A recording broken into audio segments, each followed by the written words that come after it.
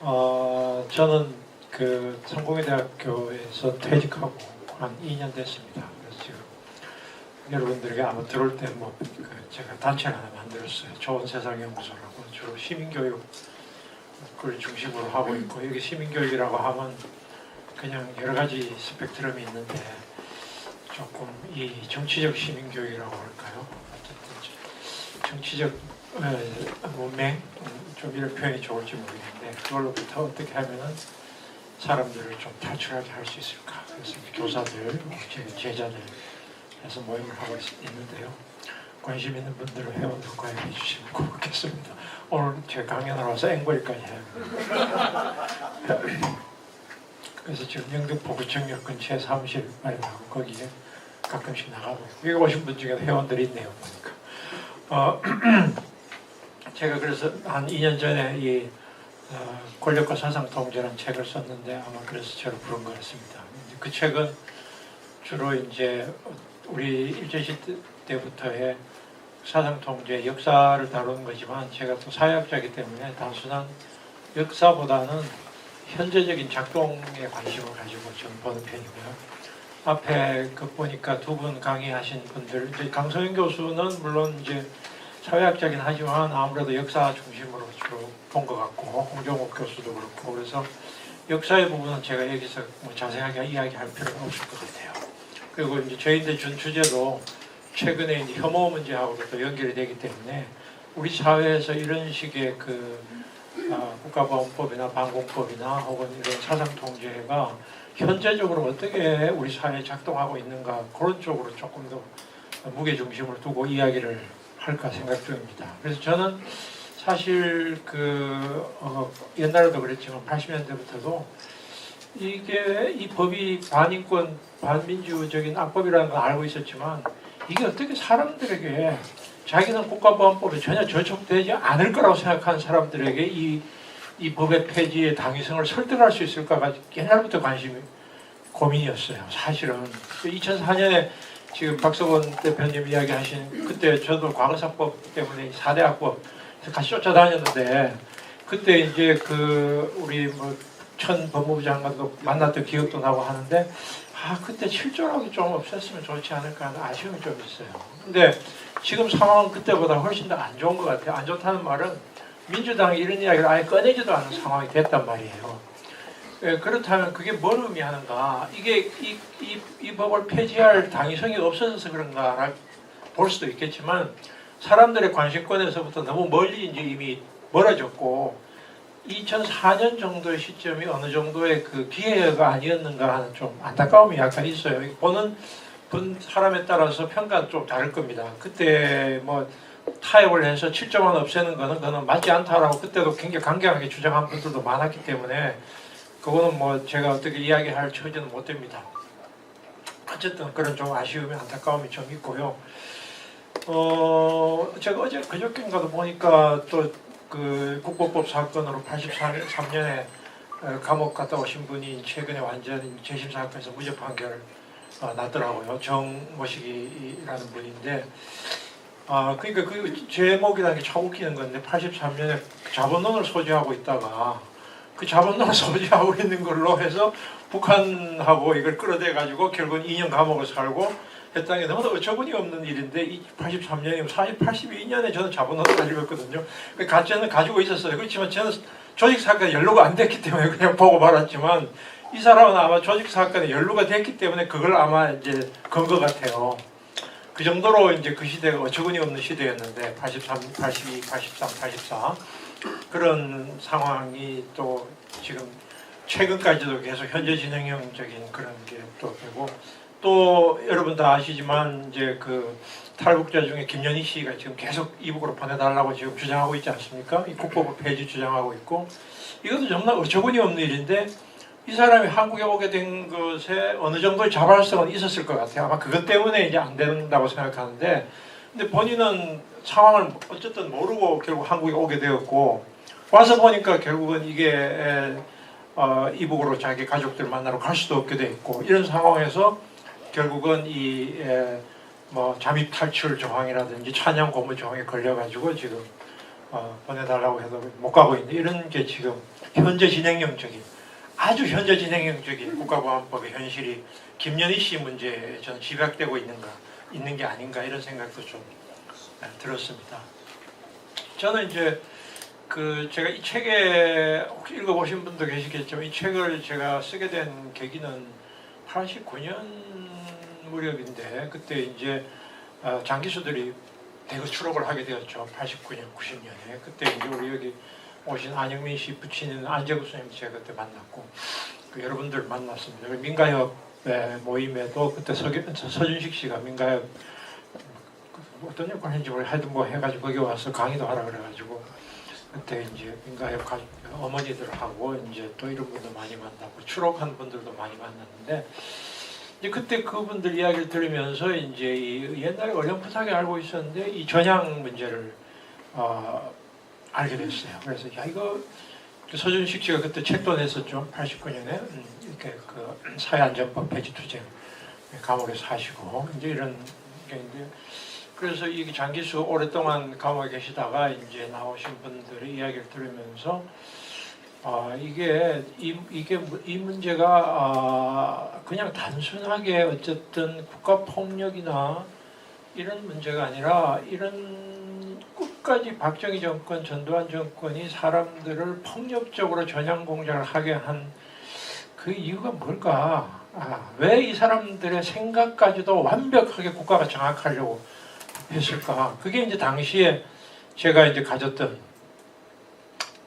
말하자면 제가 연구자로서 물론 이제 한국의 현실 속에서 느꼈던 약간 학문적인 고민이게 됐습니다. 그런 걸 그때 이제 에세이도 하나 썼는데 그러다가 시간이 오랜 세월이 지나서 이거 어떻게 한번 정리를 해봐야지라는 생각을 쭉 오랫동안 했습니다. 하다가 뭐 제가 다른 일도 하고 뭐 다른 연구 작업도 이런저런 하다가 몇 년 전에 이제 연구비를 받게 됐어요. 그래서 이거를 조금 본격적으로 해봐야 되겠다 해서 이거를 들여다보면 우리 사회 100년의 역사뿐만 아니라 일본과 한국의 이 지배체제의 성격을 알 수가 있겠다 이런 생각을 하게 됐습니다. 그 지배체제라 하면 그냥 단순하게 무슨 반민주 억압 이런 것이 아니라 일본의 치안유지법과 한국의 국가보안법과 그 양쪽에 그 아래에 흐르고 있는 사상 전향의 이 제도 이것이 오늘날 일본과 한국의 이 보수 지배 구조의 100년의 보수 지배 구조의 뭔가의 뿌리를 흔들 수 있는 요소가 여기에 있는 것 같다. 그걸 좀 심층적으로 들어봐야 되겠다 생각해가지고 이제 그 작업을 하게 되었어요. 그래서 이제 아신 대로 2001년에 이제 장기수 분들이 61명이 이제 이북으로 올라갔죠. 송환됐고 그 송환되기 직전에 성공회대 저희 동료인 한홍구 교수하고 저하고 몇 사람이 약간 개인 사별을 해가지고 이분들이 인터뷰를 했습니다. 올라가시기 전에 이분들 저걸 좀 남겨놔야 되겠다 해가지고 처음에는 사별을 드려서 몇 사람 후원금 받아가지고 인터뷰를 하다가 나중에는 이제 국사편찬위원회 지원도 받아가지고 책으로 나왔죠. 올라가시기 직전에. 그래서 그때 이제 낙성대에서 그때 우리 이제 환송 파티도 하고 했던 기억이 나고. 그런데 이제 제가 이제 다시 이 작업을 하려고 이렇게 보니까 이미 이북에 대부분 올라가셨고 남쪽에 살아계신 분들은 한 5분밖에 안 계시고 그리고 이제 이분들 그래도 옛날에 제가 한번 인터뷰를 했거나 알고 있는 분들인데도 다시 인터뷰를 했어요. 이분들. 그래서 지금 얼마 전에 임진강 이북 가겠다고 하신 안학섭 선생 비롯해서 다시 조금 심층 인터뷰를 했고 이제 그런 걸 기초로 해서 제가 작업을 하게 되었습니다. 어쨌든 저는 이제 이런 문제가 우리 사회에서의 어떤 지금의 어떤 극우 세력의 창궐이나 그 다음에 청년들의 이 가지고 있는 중국 혐오나 여혐 현상과 이런 문제와 어떻게 연관시킬 수 있을까? 그게 이제 저의 관심인데 그 이야기를 하기 위해서 앞에 조금 더 오늘의 이야기를 대충 어떤 이야기를 하려고 하는지 제가 한 6가지를 말씀을 드리려고 합니다. 우선은 이 국가보안법이라고 하는 것이 제가 이제 법 전공자는 아니지만 이제 이 법사회학 쪽을이나 이걸 보다가 계속 공부를 하다 보니까 이 법이라고 하는 것이 의식이 있어서 법이 만들어지고 법이 만들어져서 의식을 거꾸로 좌우하기도 하고 또 법이 만들어지면 조직과 제도가 만들어지고 그 조직과 제도가 자기 스스로를 유지하기 위해서 오히려 계속 자가 발전을 하는 이 메커니즘을 이제 우리 사회에 봐야 되겠다. 그런 점이 하나가 있고요. 두 번째는 이제 이 국가보안법이나 방공법이 가지고 있는 특징입니다. 기본적으로 행위를 처벌하는 것이 아니라 행위 이전에 머릿속에 든 것을 처벌하는 법으로서의 특징이 이게 가장 중요한 포인트다 이게. 그러니까 이 내란죄가 있음에도 불구하고 국가보안법을 구태여 유지해야 되는 이유가 뭐냐? 왜 사람의 머리를 이 국가는 지배하려고 할까? 왜 일본이나 한국의 이 국가는 지배하려고 할까? 이 질문이기도 합니다. 세 번째는 이 국가보안법이나 방공법의 기본 베이스, 그 전제, 그게 깔린 거는 결국은 일제시대 때부터 내려오는 전체주의와 인종주의 문제다, 이게.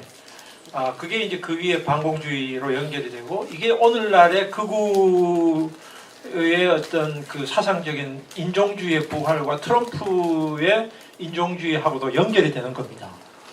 그래서 저는 이게 일본과 한국만의 특수한 현상이라고만 보진 않아요. 지금 미국의 트럼프는 국가보안법이 없어도 하루아침에 그냥 그 이스라엘의 말하자면 학살을 비판하는 교수를 그냥 잘라버립니다. 이런 정도로 사상 통제를 그냥 대통령이 그냥 행정명령으로 그냥 금방 집행해버려요. 나중에 대법원에서 판결은 나중에 뒤로 미루고 우선 곧바로 지금 이런 걸 하고 있는데 이런 경우에 결국은 그 깔린 기본적으로 이 미국의 지배체제의 문제와 이 파시즘의 말하자면 파시즘의 기반이죠. 파시즘의 기반이 되는 사람들의 정신세계 문제를 우리가 피할 수 없다. 현재로 이걸 해석하기 위해서.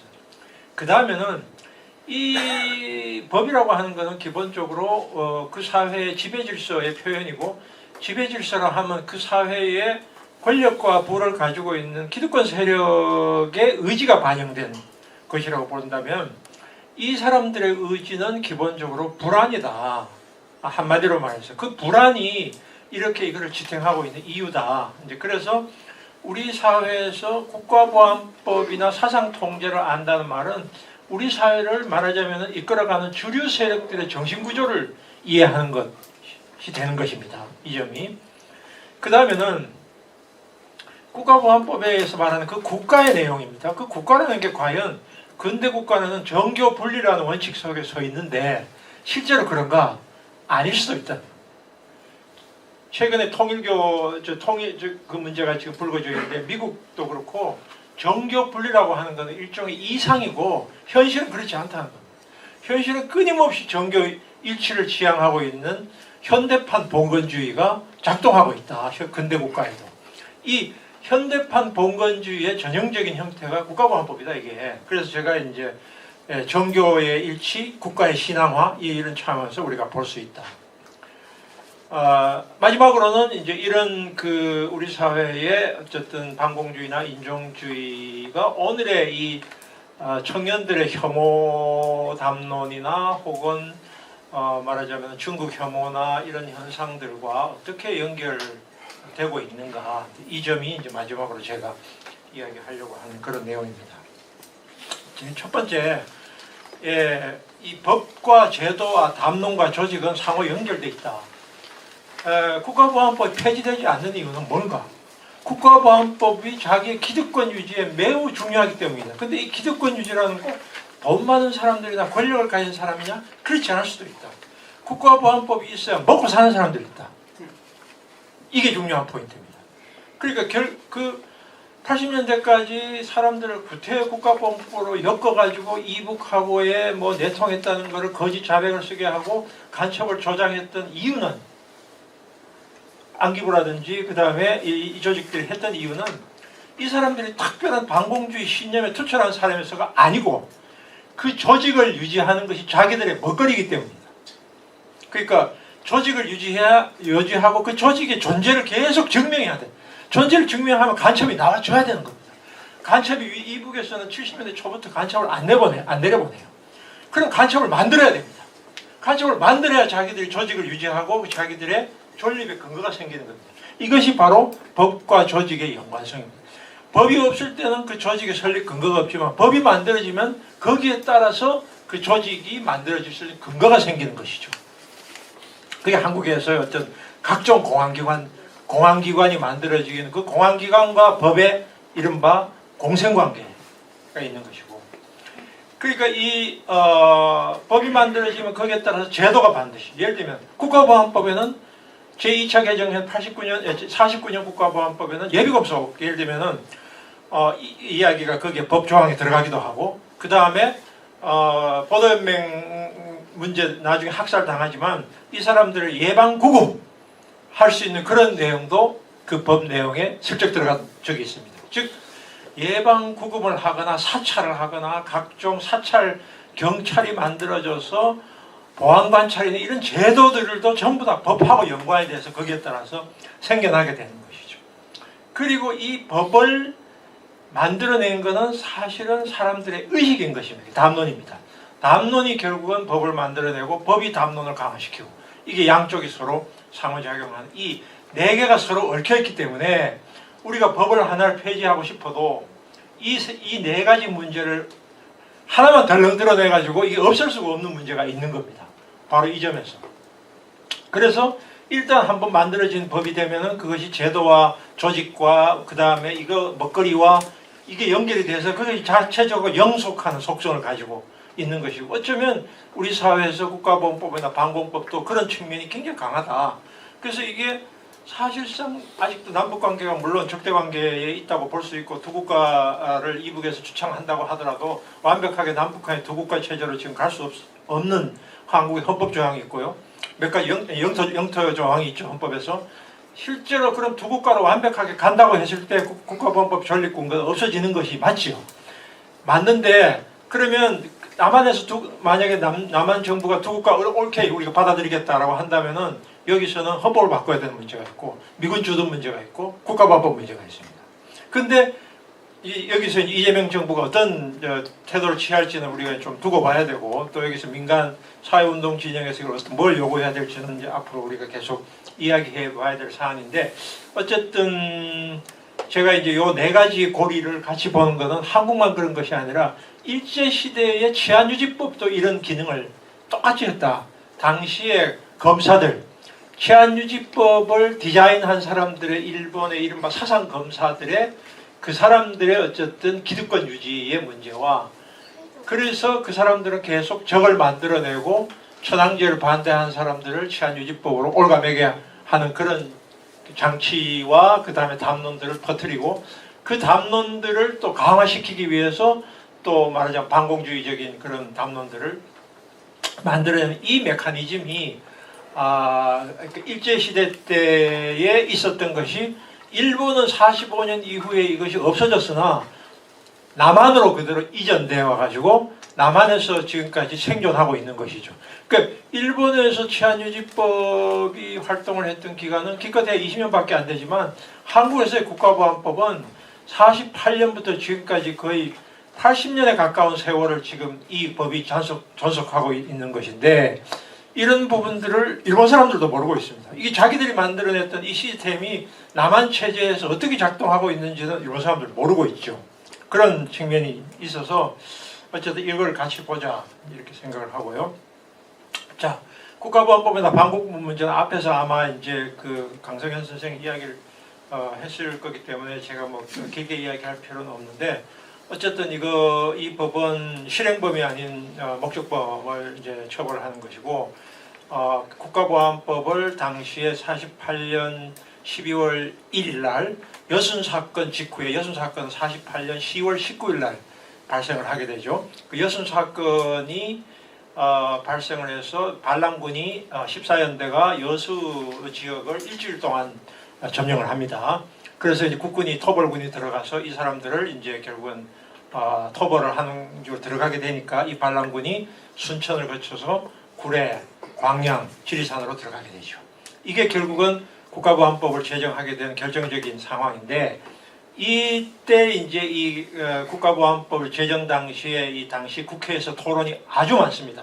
내용이 상당히 풍부한 토론이 있고, 그 토론 내용은 이미 많은 책들에 소개가 됐고 89년에 쓴 박원순 우리 서울시장이 쓴 국가보안법 연구 1 그게 잘 나와 있는데 그거는 그중 일부만 소개되어 있고 실제로는 여러분 국회 사이트 들어가 보면 이 전체를 다 볼 수가 있습니다. 온갖 논리들이 거기 다 나오는데 그 논리에서 사실은 오늘날 국가보안법 성격을 다 알 수가 있습니다. 거기에 대해서 이걸 왜 이 법을 우리가 내란죄가 있음에도 불구하고 이거를 이 법을 제정 거기에 나와 있고 그 당시에 이제 국가보안법을 반대했던 몇 분들이 있습니다. 여러분도 아시는 그 시인 조지은 씨의 부친 조헌영 이분은 월북은 아니고 6.25 때 서울에 남아 있다가 아마 그 납북에 가까운 분이라고 생각해요. 이 사람은 좌익은 아니에요. 한의사였는데 이 조헌영 선생은 자기가 양심적인 입장에서 국가보안법을 이건 안 된다라고 끝까지 반대한 사람입니다. 이분은 어쨌든 나중에 이제 이북으로 가게 됐고 뭐 언제 사망했는지도 모르지만 이런 분들도 있는데 자유주의적인 입장이나 민족주의적인 입장에서 국가보안법의 제정을 끝까지 반대했던 사람들이 있어요. 그 논리도 한번 나중에 관심 있으면 한번 살펴봐주셔도 좋고요. 그래서 어쨌든 이 그 사상을 통제해서 걸면 모든 사람을 만약에 잡아갈 수 있는 이 법이 만들어지게 된 거고 앞에 강성현 선생님이 이야기했겠지만 이 법이 만들어지게 되면은 원래는 법이 없었던 시기에는 범법자가 아닌 사람이 곧 범법자가 됩니다. 그죠? 그렇게 되니까 1년 안에 10만 명이 말하자면 검거가 됩니다. 그래서 이제 이 범위가 엄청나게 이제 확대가 되고 이때 이제 이 국가보안법을 만들었던 그 정신은 이제 뒤에 이야기하겠습니다만은 이승만 정부의 패닉 상태입니다.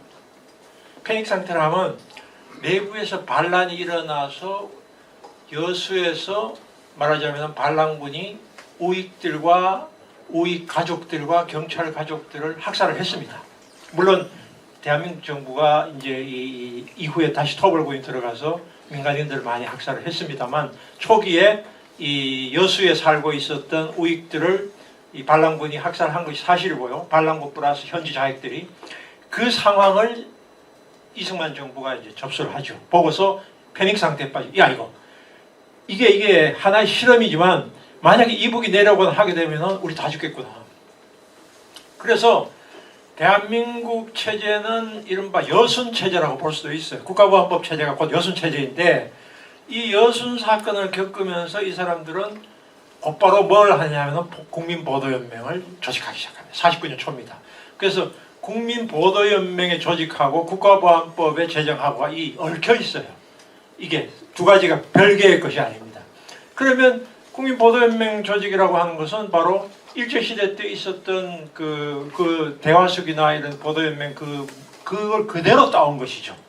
근데 그대로 따와서 국민보도연맹을 조직을 하는데 국민보도연맹을 조직한 이유는 말 그대로 이제 이 한때 좌익 활동을 했거나 아니면 한때 좌익 관련 단체 노조나 농민조합에 가담을 했거나 아니면 경찰서에 한번 잡혀갔다 왔거나 이런 사람들을 전부 다 이제 여기에 보도연맹에 가입을 시키고 가입하지 않는 사람들을 두들겨 패서 가입을 하게 하거나 아니면은 각 시, 군, 면 단위로 할당을 내려가지고 군수들에게 너 이거 여기 200명 이거 안 해가지고 오면은 이제 이 말하자면 군수들을 문책을 하고 하니까 멀쩡한 사람들을 전부 다 도장을 찍게 해가지고 당시에 그 말하자면 우리 사회가 아직도 봉건적인 게 많이 남아있었기 때문에 양반 지주들하고 머슴들이 있지 않습니까? 그러면 이제 말하자면 양반 지주가 대부분 그 당시에는 좌익들이 많았어요. 이 사람들이 할당을 해야 되니까 자기 집에 있는 머슴들 도장을 받아가 다 찍었는데 나중에 같이 죽었단 말이에요.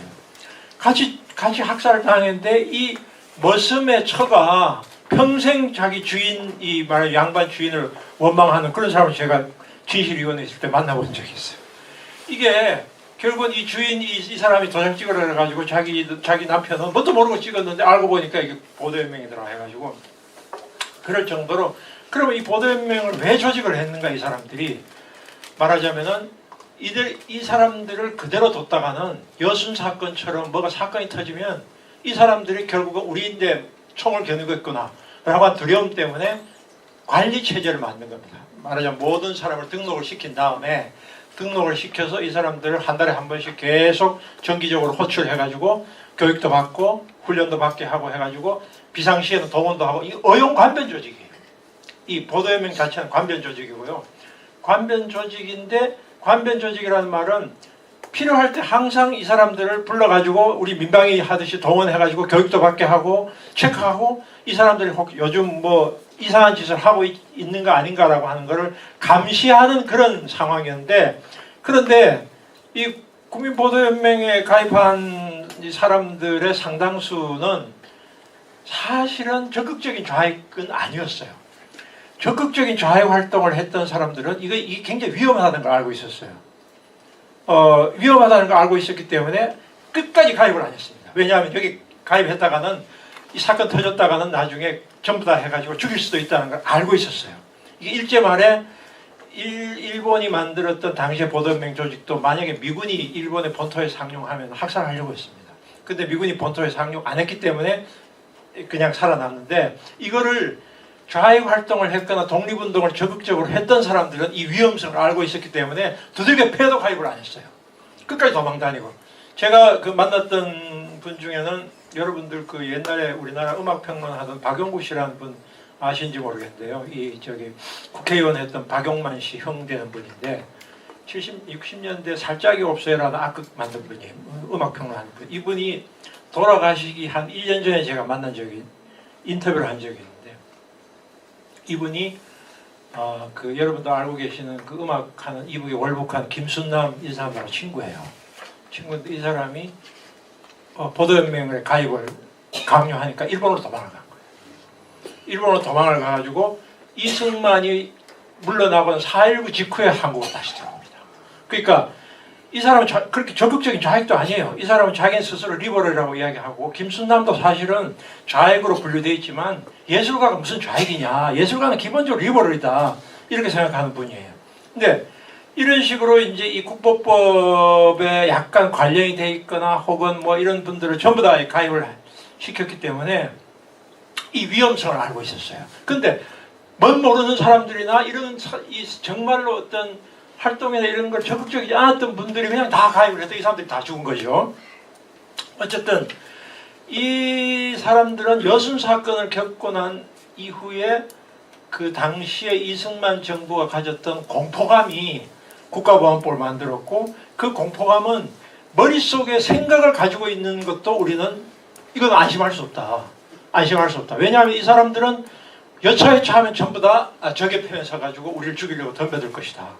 이런 식의 이제 위기의식이 말하자면 국보법을 만들게 되었고, 당시에 이 말하자면 국보법을 찬성했던 사람들의 논리를 보면 이른바 이 위험의 모자이크론, 그리고 생각이라고 하는 것이 과연 행동과 분리되느냐, 생각을 가지고 있다는 말은 언제나 행동으로 옮길 수 있다는 걸 의미하는 것이기 때문에, 생각을 가지고 있다는 것이 그러면 자기 혼자 집에서 자기 혼자 책 보고 생각 가지고 있는 아주 완벽하게 혼자 있는 사람은 그 문제가 안 되지만, 생각이라는 건 반드시 옆에 있는 사람하고 공유하게 되어 있는 법인데, 그렇게 본다면 생각범도 처벌할 수 있다는 생각이 바로 이제 국가보안법의 이 정신에 깔려 있어서, 결국은 이것이 나중에 사상 전향제도하고 연결되는 것입니다.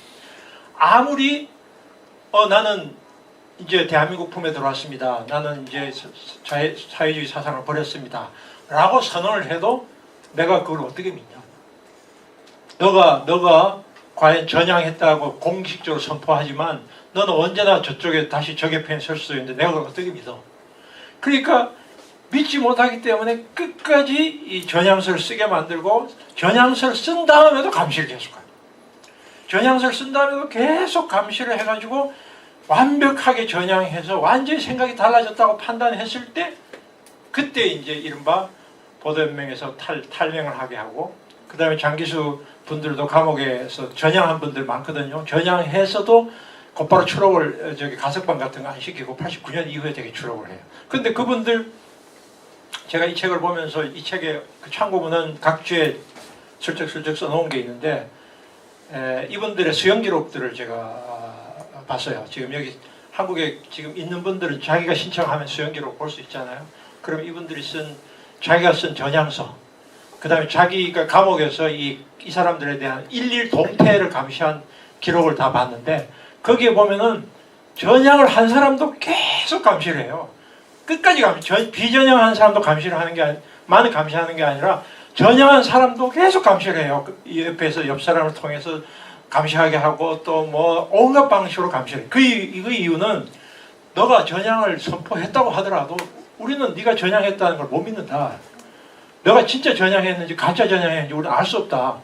그래서 사람의 이 머리를 완벽하게 통제하려고 하는 그 정신이 국가보안법의 그 정신으로 그대로 연결되어 있다.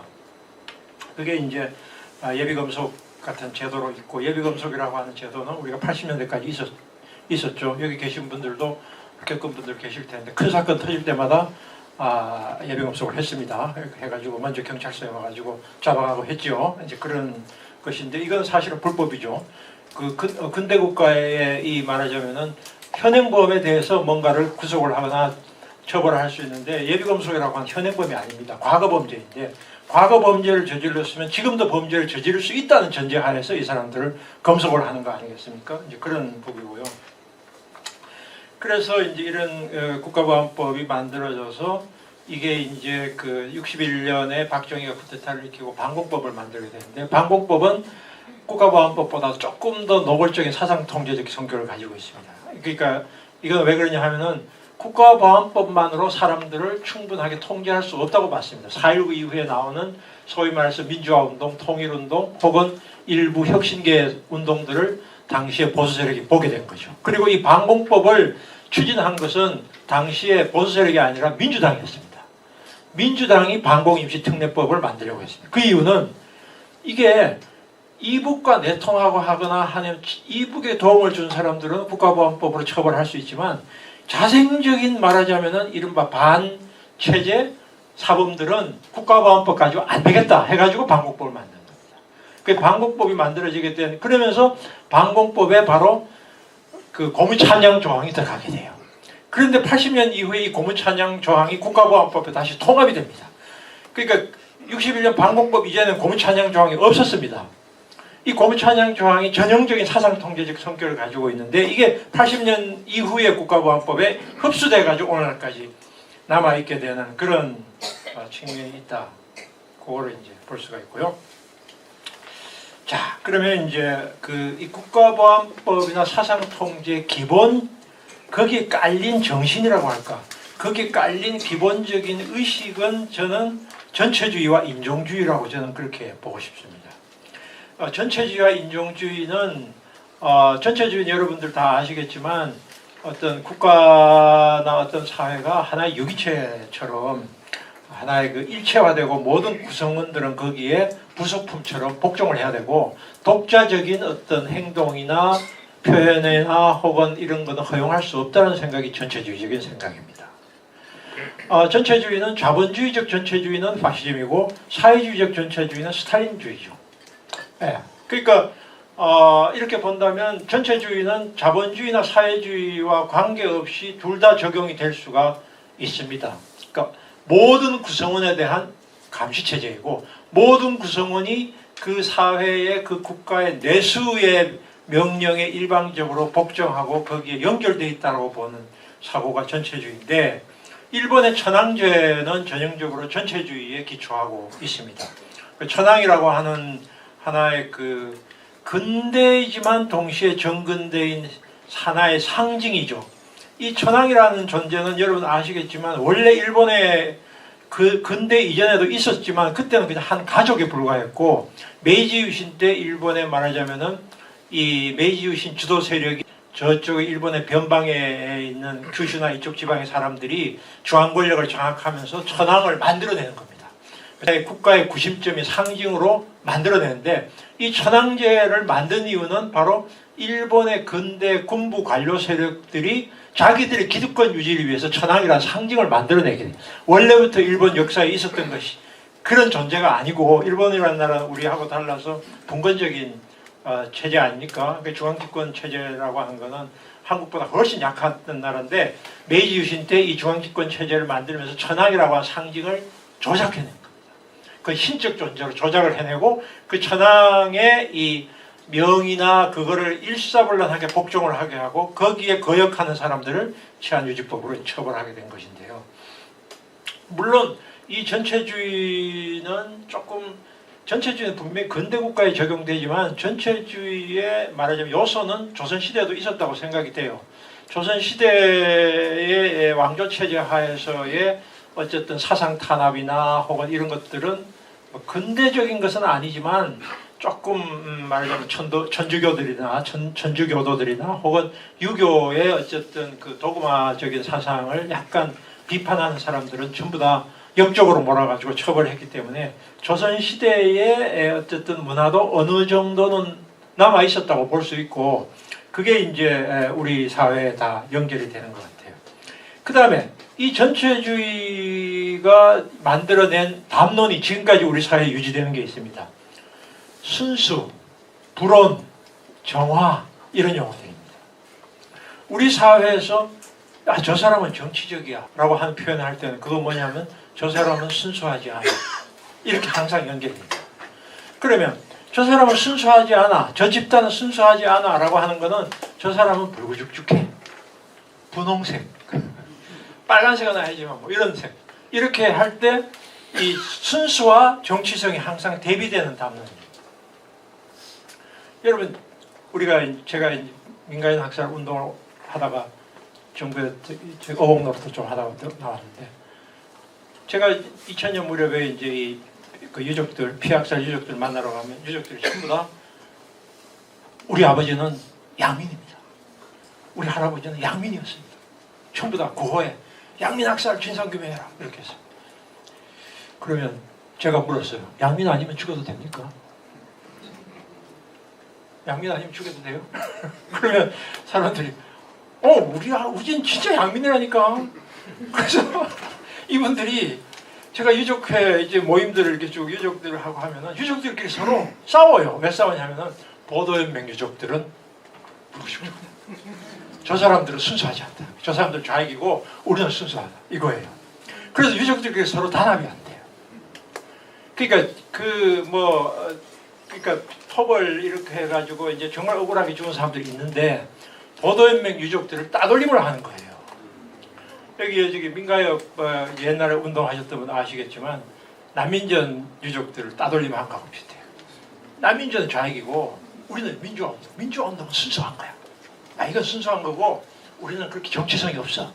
우리는 뭐 이게 정말 우리 사회에 어쨌든 양심적인 걸 한 거고 난민전 뭐 이런 사람들은 보면 약간 좀 색깔이 있어. 그래서 우리가 저 사람들하고 같이 놀면 안 돼. 이거예요. 그거하고 비슷해요.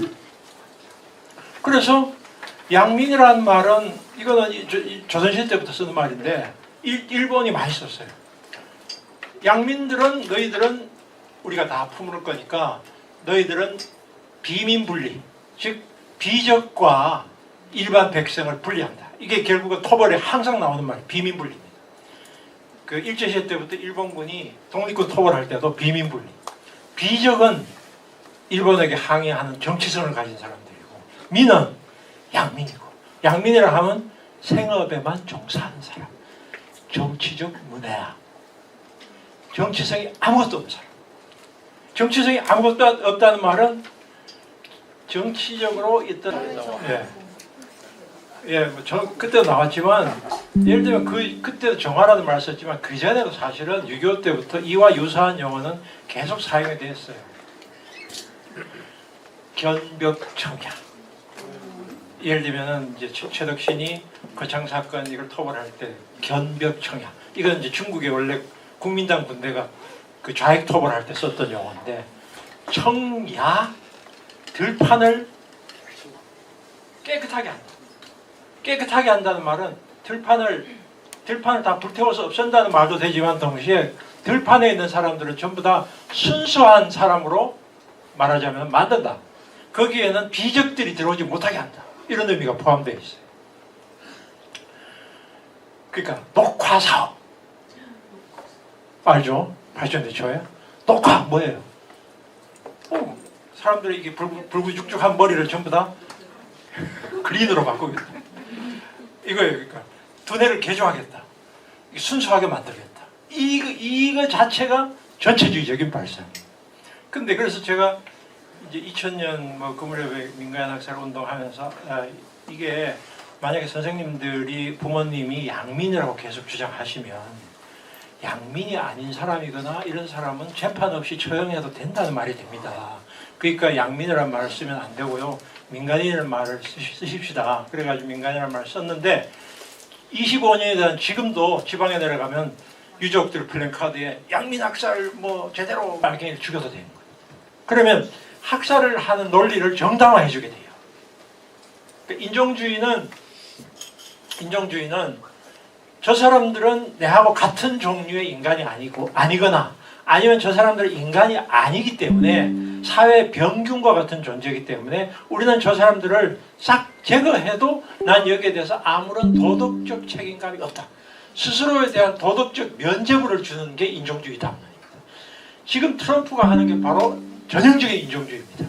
화이트 스프레머시, 백인 우월주의고 거기에 이제 같이 쫓아다니는 한국의 이 태극기 부대가 더 웃기는 사람들인데 트럼프야말로 가장 전형적인 인종주의자입니다. 가장 전형적인 인종주의고 제가 이야기가 왔다 갔다 하는데 트럼프의 이 사상은 미국 사회 속에서 계속 흐르고 있었어요. 저 위에 가끔씩 불뚝불뚝 솟아오르는데 가장 최근에 이 트럼프의 사상과 똑같았던 사람이 60년대, 64년, 5년에 말하자면 대통령에 출마했던 버클리라고 하는 사람이에요. 그 버클리라고 하는 사람은 당시에 마틴 루터 킹 목사나 이쪽에 흑인 투표권 운동할 때 흑인에게는 투표권을 주면 안 된다고 주장했던 사람이에요. 이 버클리라고 하는 사람이.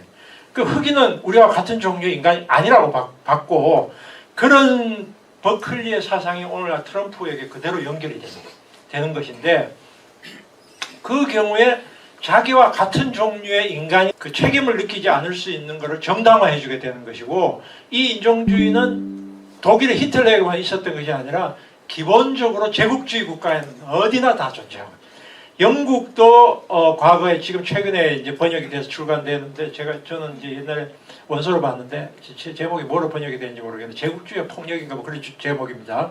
거기에 보면 우리가 알고 있는 일본의 식민지 정책은 전부 다 영국서 왔습니다. 새로운 거 없어요. 영국이 처음에 IT라든지 인도라든지 이쪽에 제국주의 침략을 할 때 우리가 알고 있는 모든 법적 장 여기서 예비검소 포함입니다. 그 다음에 각종 비상사태, 긴급조치 이런 모든 법적 장치는 다 영국이 고안한 겁니다. 일본은 사실은 그걸 배운 거예요. 전부. 앞선 제국주의 국가들이 했던 이 말하자면 식민지 백성들을 비인간화하고 그 사람들을 토벌하면서 학살하고 했던 그 논리들을 그대로 차용을 해서 했던 것인데 제국주의는 기본적으로 인종주의에 기초하고 있습니다. 그런데 이 반공주의라고 하는 것도 기본적으로 인종주의에 기초하고 있습니다. 반공이 극도로 이제 말을 위세를 떨칠 47년 트루만 독트린 이후에 50년 전후에 메카시즘 시대에 그 반공주의는 소련은 붉은 악마 그리고 당시에 6.25 당시 직후에 나왔던 한국에 나왔던 이 서울이 90일 동안 인민군에게 점령되지 않았습니까? 그 책 제목이 적구입니다. 붉은 개. 적구가 지배했던 개라고 표현합니다. 개. 그러니까 공산주의자는 인간이 아니고 쟤들은 개다, 동물이다. 그리고 소련은 동물이다. 이렇게 보게 되는 거예요. 이런 사고가 이 국가보안법의 그 저류에 깔려 있어요. 저류에 깔려 있어요. 여기서 적과나라고 하는 이분법과 그 다음에 적은 이제 뒤에 이야기하겠지만 사탄으로 본 기독교적인 생각하고 이게 이제 결합이 되는데 이렇게 될 경우에 기본적으로 자기와 정치적인 그 입장이 다른 사람을 같은 종류의 인간으로 보지 않는 그 논리가 여기에 이제 깔려 있다. 그래서 저는 이것이 곧바로 지금 같은 데는 혐오로 나타나지만 전쟁 위기로 가면 이것이 곧바로 학살로 간다. 네. 혐오는 전쟁 위기하고 겹치면 곧바로 폭력이나 학살로 표현되고 부분적으로 약간 돌출하는 학살의 현상들이 이제 미국에서 이제 지금 최근에 제가 미국의 외신들을 계속 보면 미국이 지금 거의 그 트럼프가 우리식으로 말하면 비상사태 선포의 거의 직전, 계엄 직전에 와 있다고 하는 이야기들이 많이 나옵니다. 그리고 부분적으로 계엄이에요. 예를 들면 캘리포니아라든지, 제가 지난주에 워싱턴 갔다 왔는데, 저는 이제 보지는 못하는데 제 같은 동료들이 밤에 그 군인들 저기 워싱턴에 출몰했던 거 봤다고 그러더라고요. 군인들 투입을 합니다. 그리고 캘리포니아에서는 캘리포니아 워싱턴 투입을 하고 있고요. 코로나19 때도 부분적으로 계엄 선포한 적이 있습니다. 미국이. 그래서 전면적인 계엄 선포에 거기 직전 정도에 와 있다고. 모든 언론 통제, 지식인 통제, 반대하는 사람들 즉각 해고, 뭐 이런 조치를 취하고 있는데, 이게 전쟁 위기로 가게 되면은 학살로 가는 겁니다. 학살로 가는 것인데, 그동안 이제 미국에서는 과거에 인디안 학살 이후에, 남북 전쟁 이후에 노골적인 학살은 없었습니다만, 자본주의 국가로서 미국은 대체로는 해고의 방식으로 학살을 했죠. 곧바로 자르는 거. 해고나 사람 죽이는 거나 우리 영어로 같은 표현이잖아요. 뭐예요? fire. 해고입니다. 목 자르는 거예요. 뭐가지? 그러니까 미국은 메카시즘 하에서 지금까지는 사람을 직접 죽이지는 않지만 목을 자르는 방식으로, 경제적인 생존 기반을 박탈하는 방식으로 학살을 해왔어요. 근데 그게 이제 부드러운 방식으로 했고, 또 민주당이 집권하거나 상대적으로 민주적일 때는 60년대나 이럴 부분은 약했지만, 부시 정권 이후에 9.11 이후에는 훨씬 더 그것이 이제 더 심해지는 상황으로 가게 되었는데, 어쨌든 이것이 혐오나 배제가 전쟁 위기와 맞물리면 폭력과 학살로 연결이 된다. 이것이 이제 국가보안법의 기본 정신이다. 자, 그러면 이 법이라고 하는 것은 이제 지금 아까 제가 이야기했듯이 어쨌든 지배체제이고, 지배체제라 함은 그 사회에 이 힘을 가진 사람들의 의지의 표현이죠. 법이라는 건 기본적으로 사람이 만든 거 아니겠습니까? 사람이 만든 것인데, 그 사람이라고 하는 것은 온 국민의 의지라고 하는 것이 우리가 흔히 민주주의 국가에서의 국회를 거쳐서 통과된 법이 이제 결국은 국민의 의지라고 말할 수 있으나, 국가보안법은 항상 날치기로 통과했어요. 처음에 48년 12월 1일 날 국가보안법도 날치기로 통과했고, 58년 국가보안법도 날치기로 통과했습니다. 그러니까 날치기로 통과했다는 말은 당시에 물론 우리나라 국회의 지형이라고 하는 것이 뭐 사회주의 쪽 사람들은 다 배제됐긴 했지만, 그래도 제헌의회 같은 경우는 다양하게 분포가 돼 있었고 여러 민족주의 세력도 일부 있었습니다. 그러니까 이 사람들의 충분한 동의와 토론을 거치지 못하고 결국은 날치기로 통과되었다는 것이죠. 그 날치기로 통과되었다는 말은 결국은 이 법이 가지고 있는 정당성의 기반이 그만큼 약하다는 말도 되는 것이죠. 정당성의 기반이 약하면서도 구태여 통과시키려고 했던 이유는 바로 불안이다. 그게 이제 여순 사건 이후에 이 사람들이 가졌던 불안인데, 그 불안의 근원은 공산주의자가 무서운 그 불안 측면뿐만 아니라 친일 세력의 기득권 상실의 불안이 사실은 더 큰 것이다.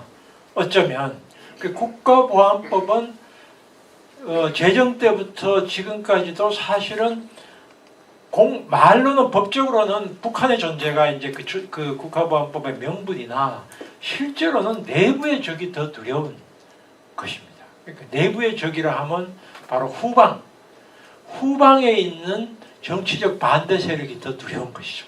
그래서 이승만은 6.25 때 피난 가면서 결국 보도연맹원들을 싹 학살한 것입니다. 후방에 있는 사람들을 그대로 내버려뒀다가는 이 사람들이 결국은 내 뒤에, 등 뒤에서 내 인데 칼을 꽂는다 이거예요. 그러니까 내 앞에서 지금 우리가 피난을 가는데 저놈들이 앞에 지금 쫙 있단 말이에요. 저놈들 제거를 해야 되겠다 이거예요.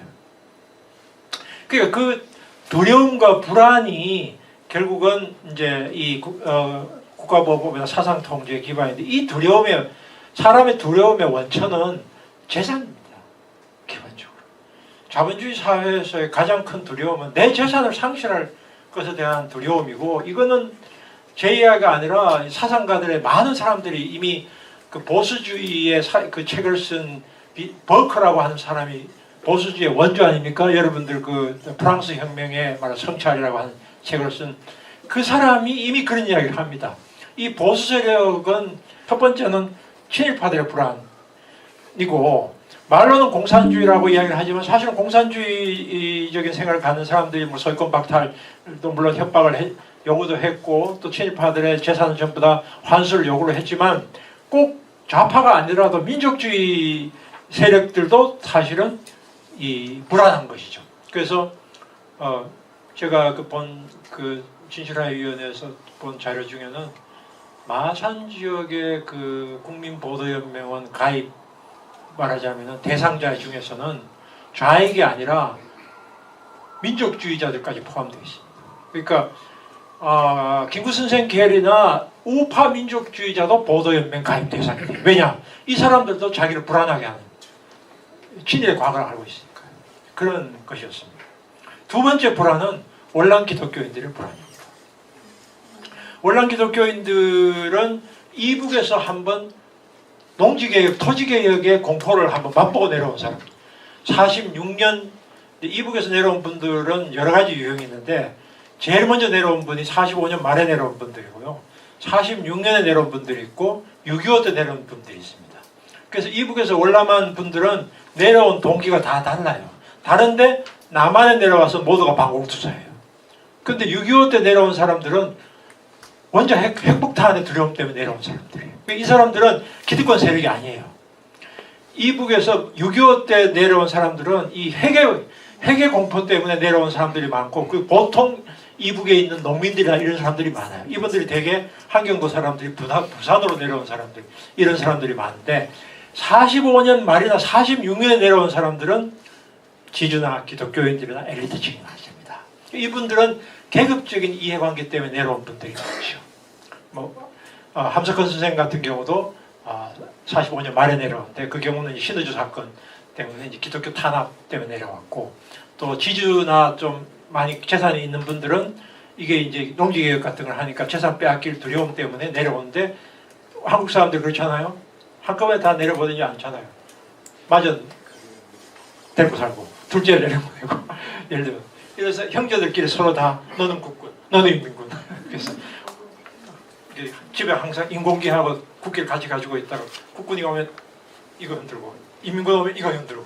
이게 한국 사람들 아니에요? 그러니까 이북에서 내려온 분들도 이게 체제가 어떻게 될지 모르니까 이렇게 그 자식들도 이렇게 분산 투자라고 이렇게 그렇게 해서 이산 가족이 되는 것인데, 어쨌든 내려온 분들의 초기에 내려온 분들의 이 북한에서의 겪었던 사회주의 개혁에 대한 공포감, 그 공포감이 결국 이제 서북 청년회나 이런 조직으로 연결이 되고 좌익에 대한 공포로 연결이 되는데, 사실은 50년 6.25 때 내려온 분들은 달라요. 여러분 김기옥 씨가 쓴 그 월남민에 대한 속초 아바이 마을 그 인터뷰한 것인데요. 속초에 내려온 분들이나 부산에서 내려온 분들은 좀 달라요, 성격이. 초기에 내려온 분들하고. 그래서 초기에 내려온 분들이 가지고 있었던 이 북한에 대한 공포감이나 이런 부분들이 극단적인 반공주의로 연결이 되고요. 이제 국가보안법을 말하자면 나중에 지지하게 된 이유가 되는 것이죠. 세 번째 불안은 뭐냐면은 아까 제가 말씀드렸던 이승만 정권이 물러나고 난 다음에 대거 사회운동이 이제 전국적으로 활성화가 되죠. 그 중에 가장 무서운 것은 통일운동이었습니다. 통일운동보다 더 무서운 것이 바로 6.25 때 피학살 유족운동이었습니다. 그 60년 신문을 보면은 60년 5월부터 대구를 중심으로 해서 피학살 유족들이 모이기 시작합니다. 대구가 당시 피학살자 이 진상규명운동의 진원지가 돼요. 근데 이 피학살 진상운동을 그대로 내버려뒀다가는 어떻게 되겠어요? 한국의 경찰이나 군부가 저지른 것에 이게 폭로가 되고, 자기들이 가지고 있었던 이승만 정권 때 가지고 있었던 이 지위가 위협을 느끼게 됩니다. 이 공포감이 있는 거죠. 이 공포감이 결국은 5.16 쿠데타를 정당화하게 된 배경이 되는 것입니다. 어쩌면 박정희가 혁명공약 제1호 반공을 국시의 제1위로 하고, 왜 그걸 1위로 했을까? 두 가지 이유가 있죠. 하나는 미국용입니다. 나는 짜익이 아니야. 박정희가 옛날 좌익이었다는 걸 미국이 다 알고 있었기 때문에 난 좌익이 아니다라고 하는 걸 미국에게 보여줘야 됐고, 두 번째는 국내에서 이른바 통일운동이나 혹은 피학살운동이나 교원노조운동이나 이 사람들을 진압할 수 있는 명분입니다. 그래서 사실은 당시에 장면 총리가 결국은 뭐 순영원에 가가지고 며칠 숨어 있는 바람에 박정희 쿠데타가 성공했다라고 이야기를 합니다. 뭐 맞는 말이야. 그렇지만 결국 윤보선 대통령도 5.16 쿠데타를 결국은 지지하게 되고, 민주당이 결국은 5.16 쿠데타를 지지하게 된 이유는, 사회적인 이유는 저는 바로 4.19 이후의 두려움이었다고 봅니다. 그러니까 통일운동에 대한 두려움이 이 사람들을 결국은 박정희 쿠데타를 결과적으로 지지하게 된 이유였다고 보고 있고요. 그래서 이제 이 방공법을 박정희가 이제 제정을 하게 되죠. 그 다음에 불안은 뭐냐 하면은 60년대 말, 여러분 많은 분들 기억하고 계실 거고 저도 기억이 합니다만, 김신조 이 사람들이 이제 청와대 뒷산까지 내려오는 이 당시에 물론 이북 내에서는 김효순이나 이 사람들의 일종의 이제 좌익 과격주의에 대해서 내부에서 비판을 해서 나중에는 이른바 공작원 간첩들을 내려보내지 않죠. 이제 바로 그 이유 때문에. 그런데 어쨌든 50년대 말에서 60년대 중반까지 이북에서 상당수의 많은 공작원들이 내려옵니다. 수천 명이 내려오죠. 수천 명이 내려오는데 대부분은 이제 체포가 되고 전향을 해서 석방되기도 하고 또 감옥에 있기도 하는데, 이것이 박정희 정권을 패닉 상태에 빠뜨리게 되는 거죠. 결국은 이 사태가 결과적으로 유신체제로 가게 되는 배경이 되는 겁니다. 68년, 9년, 70년, 그리고 71년에 이제 선거에서 김대중에게 가까스로 부정선거를 통해서 겨우 집권을 하게 된 이 두려움이 박정희로 하여금 유신체제로 결국 가게 만드는데, 이 불안이 또 그 이후에 박정희 정권의 긴급조치로 이제 연결이 되고 73년부터의 폭력적인 전향 공작이 바로 시작이 되는 것도 이것에 대한 공포감이라고 생각합니다. 근데 저는 뭐 아까 권력과 사상 통제라는 책에서 이 공포감만 있었던 건 아니다. 이 전향 공작은 이거는 북한하고의 체제 경쟁에서 오는 노출도 있다. 그 전까지는 남북이 서로 간에 이제 결국 대화가 없었는데 72년부터 대화를 하게 되고 유엔 가입 문제도 그때 거론이 되기 시작합니다. 그리고 남쪽이나 북쪽에 말하자면은 이 비밀리에 왔다 갔다 하게 되죠.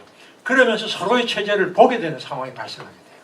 이때 결국은 더 적극적으로 박정희 정권은 북한을 의식하게 되고 북한도 남한을 의식하게 되고, 이 체제 경쟁에서 아직도 전향하지 않는 놈들이 감옥에 수백 명이 있단 말이야. 이게 박정희에서 용납할 수 없는 일입니다. 어떻게 이런 놈들이 있어? 이거죠. 그러니까 이놈들을 가만 내버려 두면 결국은 우리가 남한 체제가 북한보다가 열등하다는 걸 보여주는 거 아니야? 이놈을 빨리 전향시켜. 이거예요, 결국. 그래서 두들겨 패서 고문을 하고 해서 결국은 전향 공작을 하게 됩니다. 이게 체제의 두려움도 있지만 체제의 경쟁도 굉장히 중요한 변수다. 남북한 간에. 그렇게 해서 이제 이 끊임없이 어쨌든 체제 우위에 서야 했던 남북의 대결 구조가 이제 이런 측면도 있고, 그 다음에 80년 5.18 이후에도 또 각종 간첩 조작 사건이라든지 뭐 이 국가보안법 사건들이 조직 사건들이 엄청나게 이제 많이 터져 나오는데, 이때 이 전두환 군부의 불안은 바로 이제 광주 5.18에서의 체제 정당성이, 학살에 대한 정당성이 굉장히 결여되어 있었기 때문에 여기에 대한 일종의 두려움이 표현됐다고 생각합니다. 그래서 저는 국가보안법이 80년 유지되었지만 이게 똑같은 상황이 아니다. 이게. 똑같은 상황이 아니고 끊임없이 이런 내부의 북한으로부터의 위협도 있지만 북한으로부터의 위협 플러스 북한과의 경쟁도 있고, 남한 내에서의 말하자면 민주화 운동 세력의 등장에 대한 일종의 대응의 측면이 있다. 그래서 이것이 계속 지그재그로 진화를 해왔다. 이게 그냥 그대로 계속 똑같은 형태로 온 게 아니라, 이런 점들을 우리가 이제 주목을 해볼 필요가 있다고 생각을 합니다. 자, 그다음에 이제 한국의 반공주의와 이제 기독교의 문제를 이제 결합을 이야기를 해야 되는데요. 저는 우리가 우리가 근대 국가의 기본 정신은 정교분리입니다. 말하자면 정교분리고, 유럽에서는 여러분들 아시겠지만 유럽의 근대 국가라고 하는 것은 교회와의 싸움에서 만들어진 것이에요. 교회 권력을 제압을 하고 교회 권력을 정치 권력과 분리시키는 것이 유럽의 근대 국가입니다. 그러니까 교황의 지배와 교황의 간섭으로부터 세속적인 군주가 통치를 하게 되는 것이 이제 근대 국가의 맹안이고, 그 군주 대신에 말하자면 시민의 대표성을 가지고 있는 의회와 대통령이 지배하게 되는 것이 기본적인 근대 국가의 원칙입니다. 근대 국가는 기본적으로 세속 국가입니다. 세속 국가라는 말은 모든 국민이 어떤 종교를 가지는 것을 강요할 수 없다는 말입니다. 국민들은 종교의 자유와 종교의 다양성을 인정해야 되고, 국가 종교를 그대로 신봉해서는 안 된다는 게 근대 국가의 정신입니다. 물론 약간 다른 나라도 있어요. 아랍 저쪽 중동의 국가는 종교 지도자가 곧바로 정치 지도자가 되는 경우가 있습니다. 아직도 있으나 기본적으로 모든 국가는 종교 분리의 원칙에 서 있는데, 현실은 어떠한가? 현실은 끊임없이 국가는 종교와 결합을 합니다. 왜? 통치를 위해서 종교가 필요하기 때문에. 정치적인 지도자를 종교적인 상징으로 끊임없이 만들어낸다. 카리스마. 이게 막스 베버가 이야기한 카리스마인데, 끊임없이 그 정치적인 지도자가 세속적인 지도자지만 신앙의 대상으로 끊임없이 만들려고 하는 그런 시도들이 있다. 그리고 교회나 가톨릭 교회나 개신교 교회가 가지고 있는 막강한 물적 자원이 있는데, 이 물적 자원을 국가가 계속 활용하려고 하는 유혹으로부터 자유롭지 않다. 이런 것입니다. 그래서 형식적으로는 종교 분리가 원칙이나 현실로는 종교와 말하자면 국가가 완벽하게 분리되지 않는다. 한국의 경우는 특히 이승만 정부에는 이 당시에 기독교인이 전 인구의 5%밖에 안 됐지만, 그 당시에 크리스마스가 국가의 휴일로 지정이 됩니다. 기독교 인구가 5%밖에 안 될 때. 그리고 기독교 인구가 10%밖에 안 됐던 시기에 군종제도가 만들어집니다. 군종제도가. 즉 기독교는 다른 종교에 비해서 특권적 지위를 갖게 됩니다. 특권적 지위를 갖게 되는 이유는 기본적으로 미군정이 한국의 크리스찬하고 결국 손을 잡고 크리스찬들을 자문관으로 기용을 하고 그 사람들의 추천을 받아서 한국의 주요 포스트에 결국은 임명을 한 그런 과정이 있었기 때문입니다. 이 이야기는 정병준 교수가 쓴 1945년이라는 책에 아주 잘 나와 있습니다. 대한민국은 실제로는 그 미군정이 크리스찬들을 자기들의 자문 역할로 기용한 것이 대한민국의 모든 거다. 이게 정병준 교수의 주장입니다. 그 자문관으로 추천한다는 말은 그 사람들이 중요 포스트에 추천한 사람들이 다 그 사람들의 바운더리에 있는 사람들이 되고, 그 기독교, 연희 전문, 월남자 요 몇 가지 고리가 있고요. 당시에 미군정의 그 말하자면 최고 사령관이었던 하지라는 사람이 있지 않습니까? 하지의 통역을 했던 사람이 이묘묵이라는 사람인데, 이묘묵이 연희 전문 출신이고 영어를 잘하는 크리스찬이고 이북 사람인데, 당시에 어떤 말까지 썼냐면 이묘묵은 대한민국의 반을 가질 수 있는 권력을 가지고 있다. 이 정도였습니다. 왜냐하면 통역관이 사실상 뭐 이 사람이 이런 이야기해도 슬쩍 빼고 뺄 거 빼고 자기 듣기 좋은 이야기만 하면은 하지는 그렇게 다 알아들을 거 아니에요. 그러니까 그 묘묵의 권력이 얼마나 막강했는가를 보여주는 하나의 그 좋은 사례인데, 그래서 사실상 이 크리스찬들, 특히 월남 크리스찬들은 당시 인구의 아주 소수에 불과했고, 특히 엘리트층에서는 압도적으로 이 말하자면 월남한 크리스찬들이 한국의 이른바 장차관을 비롯해서 군부, 경찰, 중요 포스트에 결국은 이분들이 자리를 차지하게 되죠. 그래서 이분들이 사실은 남한 내에서의 차별을 받았지만, 당시에 저도 어릴 때 많이 들었는데 이북내기 이런 이야기 아버지가 하시더라고요. 이북내기들 저 사람들 이렇다고. 남한 사람들이 가졌던 이북 사람들에 대한 혐오와 거부감이 있었는데, 이 사람들이, 그런데 남한 사람들이 이북 사람들의 혐오를 하고 거부감이 있었지만 이 사람들이 실질 권력을 가지고 있습니다. 경찰, 군. 각종 이 행정 관료 이런 부분들을 가지고 있었기 때문에 함부로 이 사람들에게 대들 수가 없었던 것이죠. 그래서 그 종교가 공식적으로는 한국이 그랬던 뭐 기독교 국가는 아니었으나 실질적으로 이 사람들이 우리 사회에서 막강한 권력을 가지고 있었고 그 권력의 중요한 기반은 뭡니까? 돈입니다. 토지죠. 그러니까 이 교회가 그 당시에 차지하는 위치는 대개 일본이 남기고 간 종교시설을 다 교회가 접수를 하게 되죠. 예를 들면 가장 대표적인 영락교회 같은 경우는 그 일본의 천리교 교당 거기를 접수를 하게 되고 그러니까 그 당시에 서 있던 교회들은 대부분 일본에 남겨간 적산 중에서도 그 종교시설 부분들을 다 교회가 차지하게 됩니다. 이게 약간 에피소드 지난 일인데 제가 성공회대학에 있을 때 김성수 주교님 아시죠? 김성수 주교님 약간 그 아주 좋은 분이고 훌륭한 분이죠. 약간 농담도 잘해요. 이분이 했던 에피소드를 하는 이야기하는데 미군정 때 미군정이 성공회 이 말하자면 지도자들 보고 여기 지금 성공회 교당이 있는 그 근처도 전부 다 성공회 땅이었다고. 성공회 대학교 학교가 조그만하거든요. 그때 미군정이 부천이었고 이거 너희들 다 가져가. 이렇게 이야기했는데 우리는 그런 거 필요 없어요. 요거만 했다는 거예요. 그것 때문에 이게 성공회가 지금 이렇게 됐다고.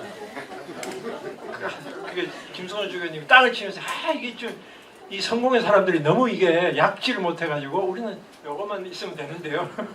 이만큼 다 준다고 했는데도 안 받았다고 그 이야기를 하는 제가 들었어요. 근데 그 정도로 마음만 먹으면 토지, 뭐 온갖 건물 이런 부분들을 곧바로 미군정이 접수를 해서 우파들이나 기독교인들에게 나눠줄 수가 있었습니다. 어쨌든 그런 것이 있고요. 물적 기반이 있고 그 다음에는 바로 이제 국가보안법과 이제 결국은 이 기독교와의 연결성의 문제인데 냉전, 미소대립, 학살은 종교적인 유비로 설명이 됩니다.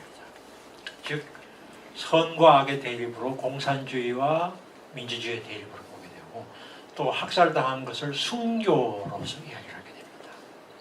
그 다음에 이북에서 농지개혁을 피해서 내려온 것을 엑소더스, 모세가 가나안 땅에 젖과 꿀이 흐르는 가나안 땅에 들어가는 것으로 그렇게 해석을 합니다. 그리고 이 미국을 구세주와 같은 동급으로 봅니다.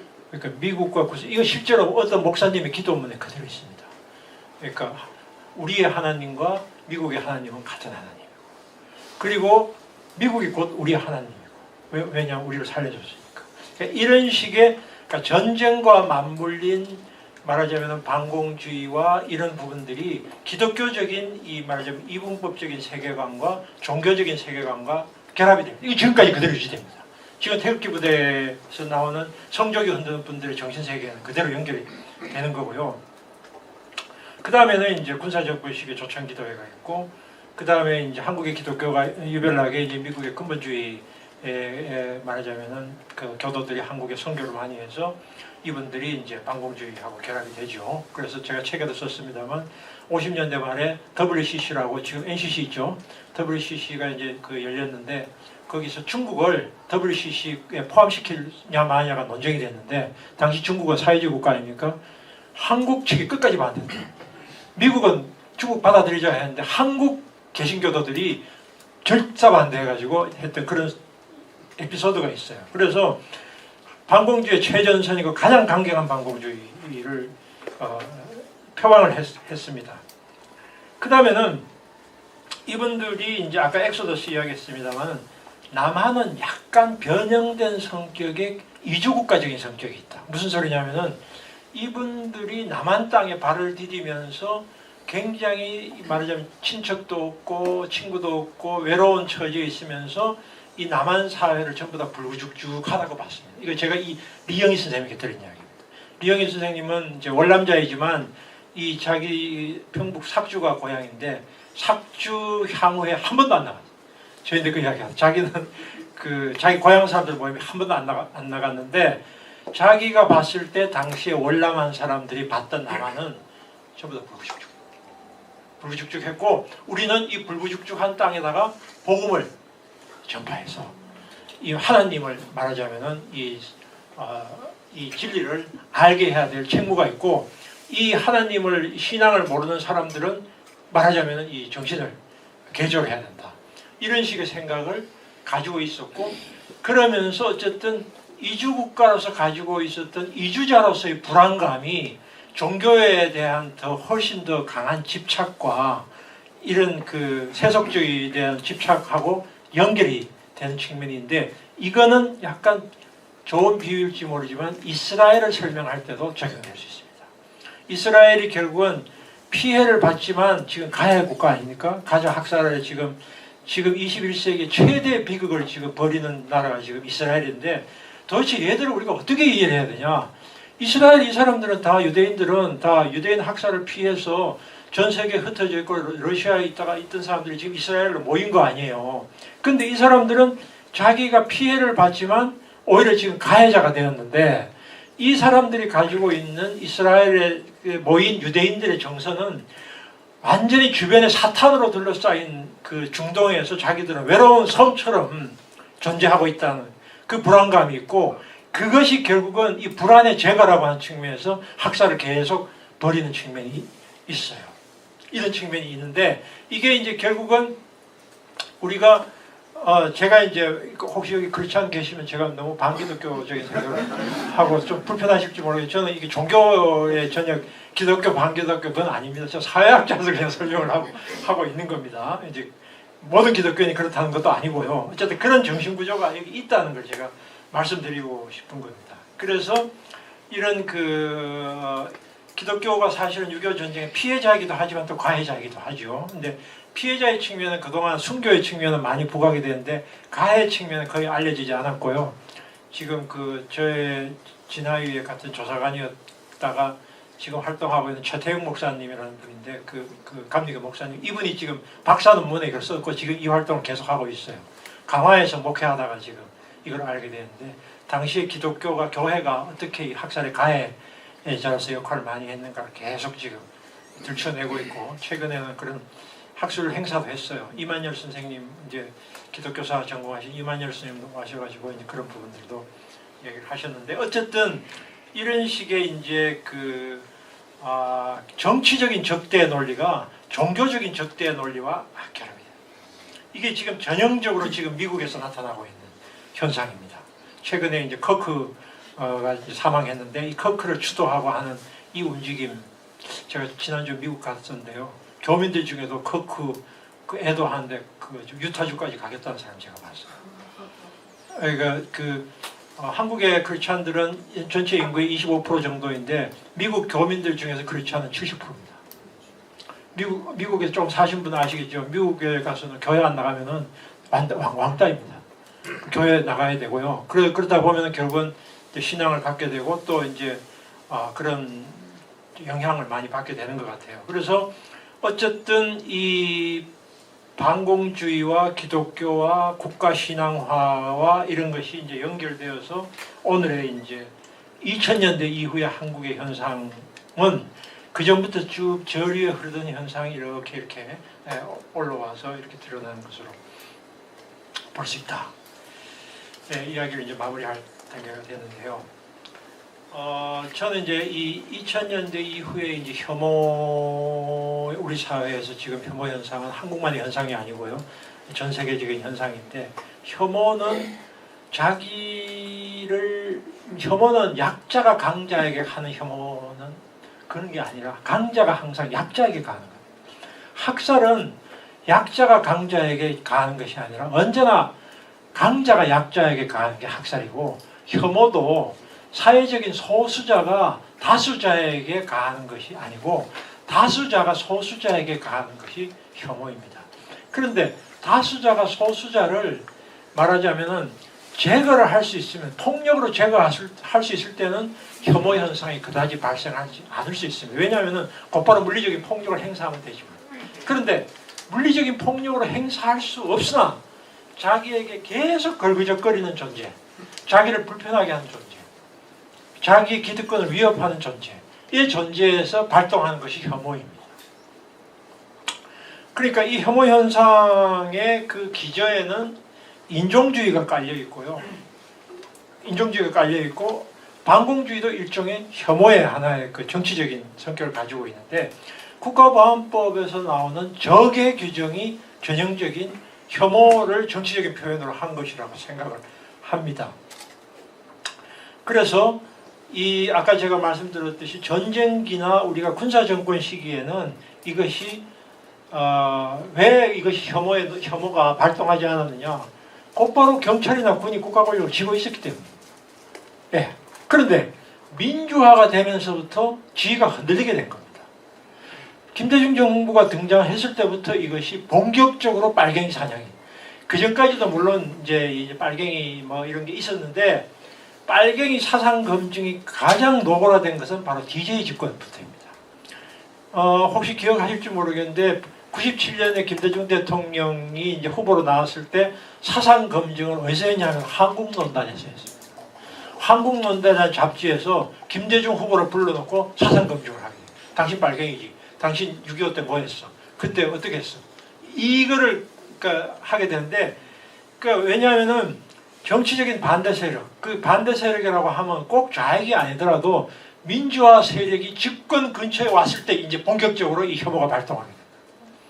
그러니까 민주화 운동 세력이 그동안은 사회적으로는 계속 투쟁만 하고 별로 소수였기 때문에 별로 두렵지 않았어요. 그런데 이 세력이 집권 근처로 오게 되니까 두려움이 발동을 하게 되는 거예요. 이 두려움의 표현이 바로 사상 검증과 혐오로 나타나게 됩니다.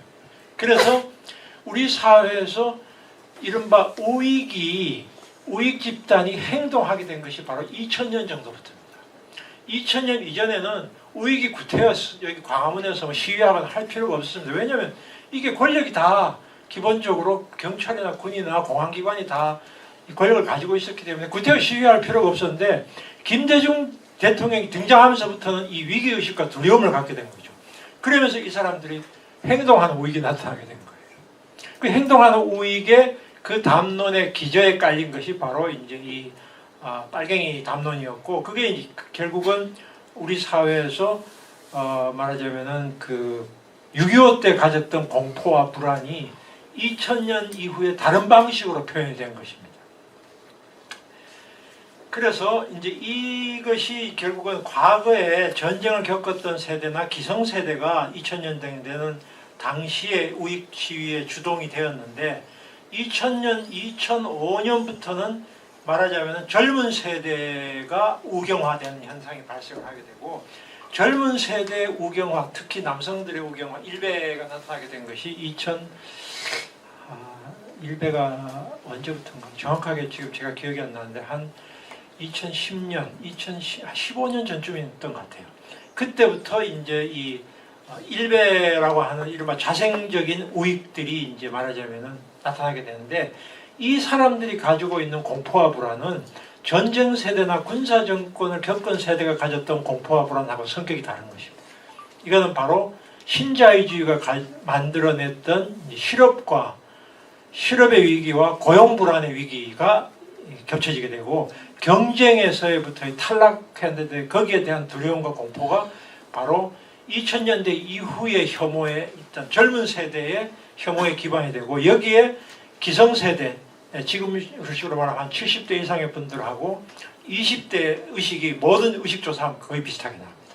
이 비슷한 이유는 결과적으로는 비슷한데 조건은 다른 것이죠. 배경은 다른 것입니다.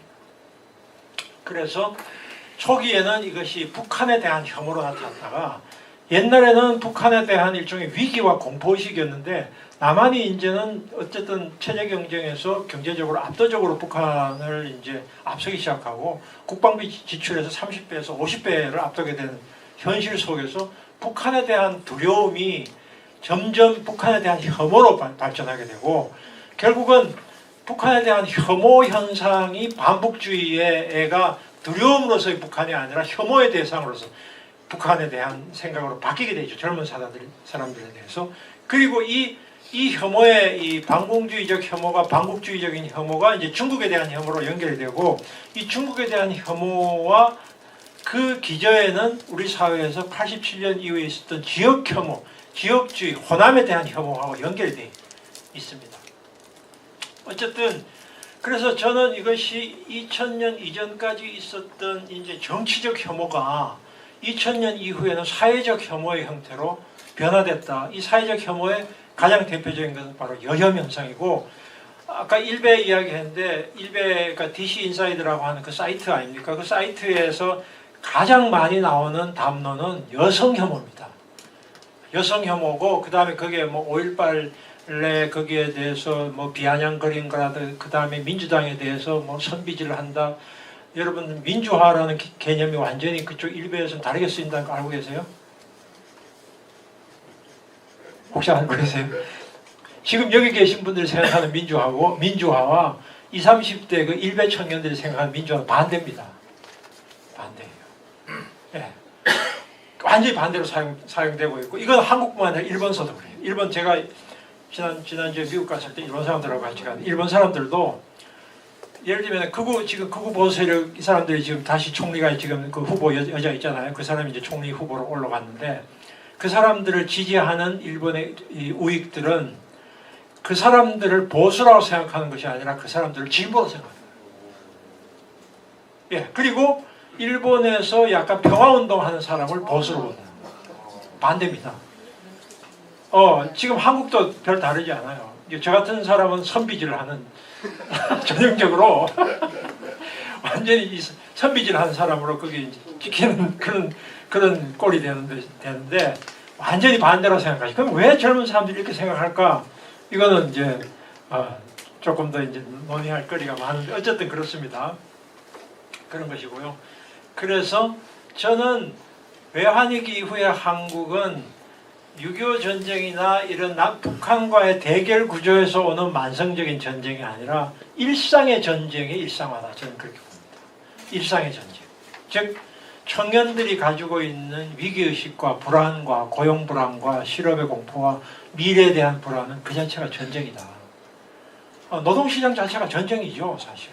그 전쟁의 일상화가 오히려 이 2000년대 이후에 이 젊은 세대들의 말하자면 혐오를 부추기는 사회적 기반이, 사회 심리적인 기반이고, 이 점에서 2000년대 이후에 한국에서 나타나는 혐오는 전 세계적으로 나타나고 있는 이 혐오 현상과 맥을 같이 하고 있다. 단 한국에서는 그것이 전통적인 구구반공주의나 국가보안법 체제하고 결합이 돼 있어서 이것이 이제 한국에서의 이 보수 기독교와, 그래서 한국에서 나타나고 있는 현상은 전 세계적으로 미국과 가장 유사하다.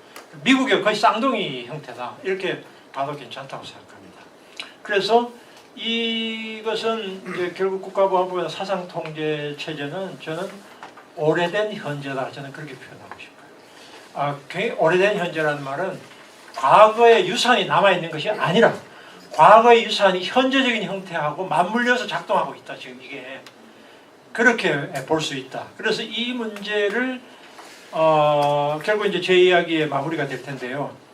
바로 이 지금 현재적인 혐오의 문제를 과거의 문제하고 연결시켜서 설명을 해야 젊은 사람들에게 다가갈 수 있지. 국가보안법은 이 사람들에게는 먼 옛날 이야기예요. 사실은. 그리고 자기 피부에 와닿지 않습니다. 그리고 정치는 자기 일상과 너무 멀리 떨어진 저 위에 있는 거예요. 이 저 위에 있는 정치를 어떻게 현장에 끌어내려서 이것이 당신이 겪고 있는 문제와 이것이 어떻게 연결되어 있는가를 설득을 해낼 수 있어야 국가보안법 폐지라든지 이런 운동에 말하자면 사회적 기반을 가질 수 있지 않을까, 저는 그렇게 봅니다. 제 이야기는 이 정도로 마무리하겠습니다. 감사합니다. 예, 그러면 질의응답을 좀 진행해 보려고 하는데요. 혹시 질문이 있으신 분은 손을 들어주시면 마이크를 가져다 드리도록 하겠습니다. 혹시 질문 있으신 분 손 들어주십시오. 네.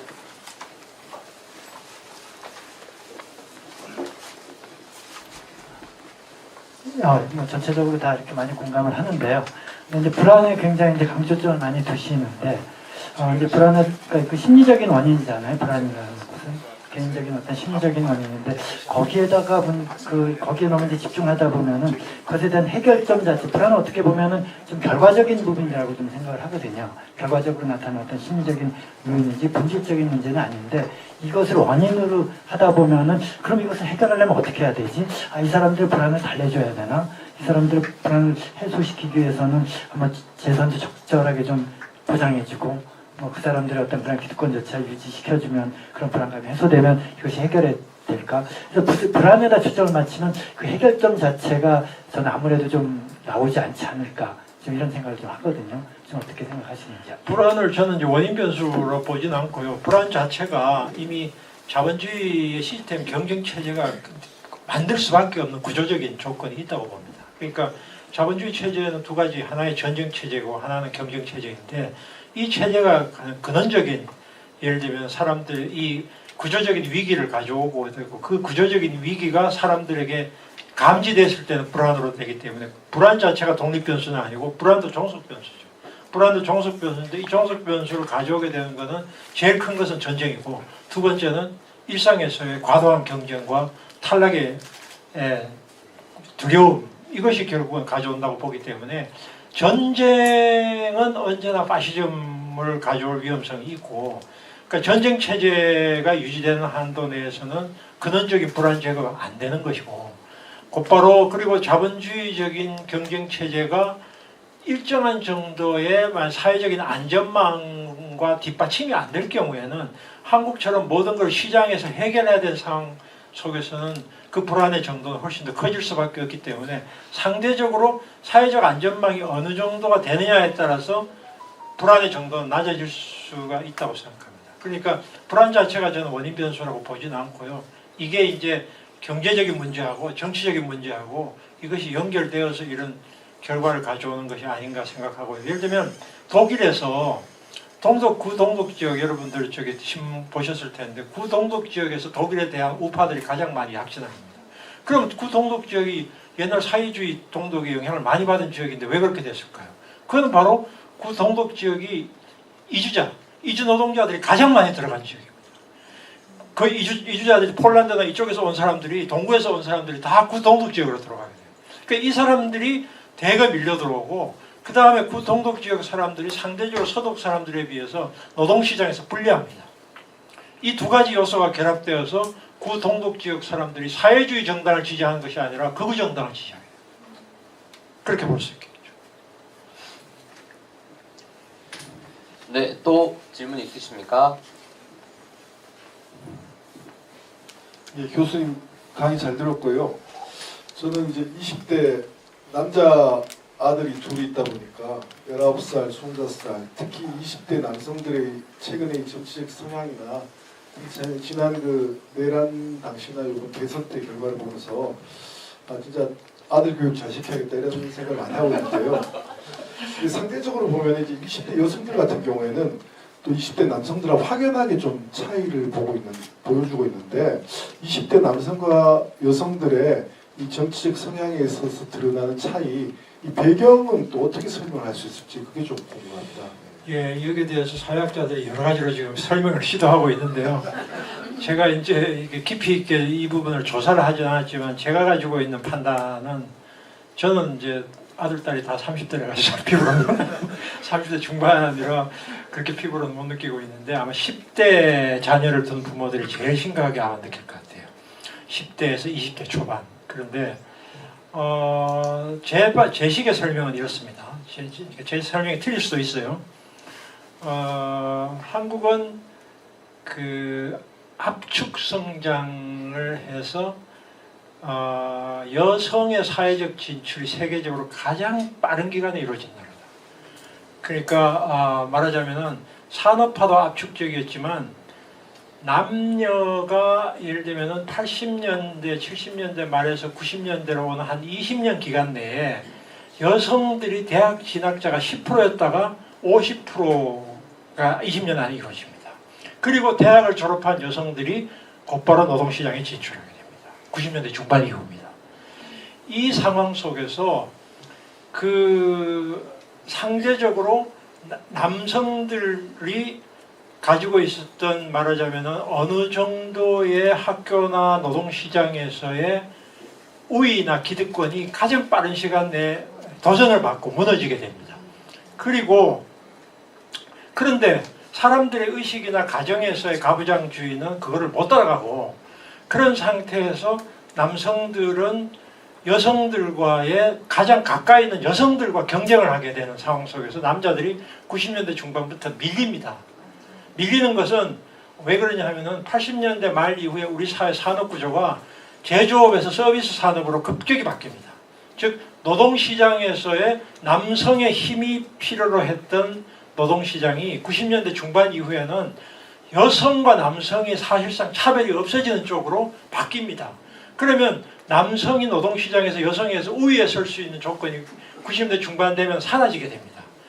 이 노동시장의 변화와 그 다음에 여성의 사회적 진출이라고 하는 것이 한 20년 안에 이렇게 급격하게 진행이 되는데 이거를 남성들은 예를 들면은 어느 정도의 우리 사회에서 기득권, 여성에 대비해서 기득권을 가지고 있다고 생각했는데 그것이 완전히 무너지는 시기가 2000년대 중반 정도가 되게 되고 거기서 군가산점 문제가 그때 터지기 시작합니다.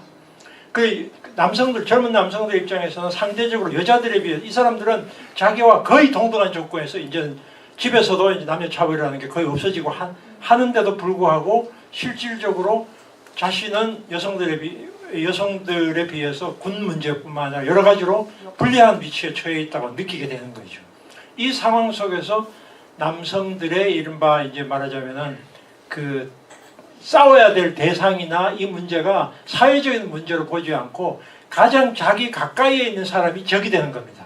즉 여자들 때문에 자기도 이렇게 됐다고 보게 되고 거기서 이제 그 여혐 현상이 발생하게 되는데 그런데 더 여혐 현상을 심하게 가지게 된 것은 여자들은 상대적으로 우리 사회에서 아무리 남녀 평등이 실현됐다고 하더라도 유리천장은 여전히 작동하고 있고 그 다음에 노동시장에서도 입사할 때는 동등하지만 조금만 지나면 여자들이 불이익을 받게 되어 있습니다. 그런데 여성의 차별은 엄존하고 여성들은 일상적으로 폭력에 노출되어 있습니다. 그러니까 여성들이 느끼기에는 여전히 사회적인 소수자입니다.